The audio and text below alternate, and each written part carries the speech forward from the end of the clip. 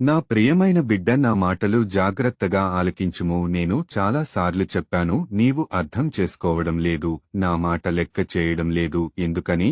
నేను నీ బాగు కొరకు, నీ మంచి కొరకు చెబితే నీవు వినడం లేదు. నేను చెప్పేది జాగ్రత్తగా ఆలకించుము. నీవు మందిరమునకు వెళ్ళినప్పుడు నీ ప్రవర్తన జాగ్రత్తగా చూసుకొనుమని చెప్పాను కదా.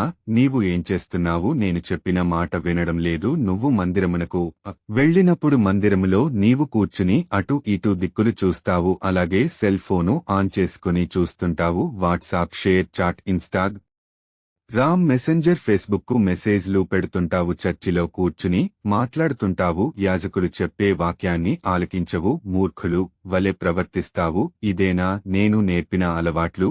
ఏది మంచో ఏది చెడో నీకు తెలియదా? మందిరమునకు వచ్చినప్పుడు లోపలికి వెళ్లకముందు సెల్ ఫోను స్విచ్ ఆఫ్ చేసుకుని మందిరములో కూర్చుని యాజకులు చెప్పే వాక్యాన్ని ఆలకించాలి. దిక్కులు చూడకూడదు. దేవాలయములో మాట్లాడకూడదు. మందిరములో ప్రార్థన అయ్యేంతవరకు నీ నడవడిక, నీ ప్రవర్తన జాగ్రత్త చూచుకొనుము. బుద్ధిహీనులు వలె ఉండవద్దు. బైబిల్ వాక్యమును చదువుము.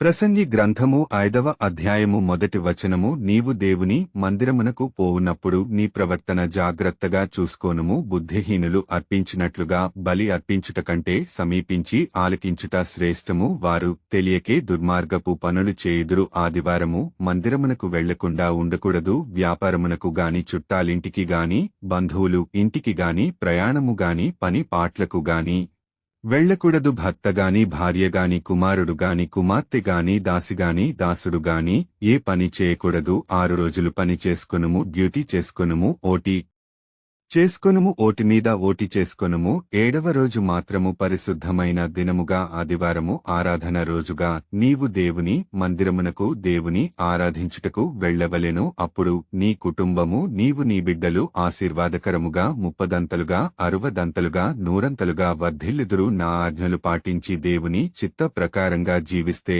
నేను నిన్ను బహుగా దీవించి ఆశీర్వదిస్తాను. ఆమెన్.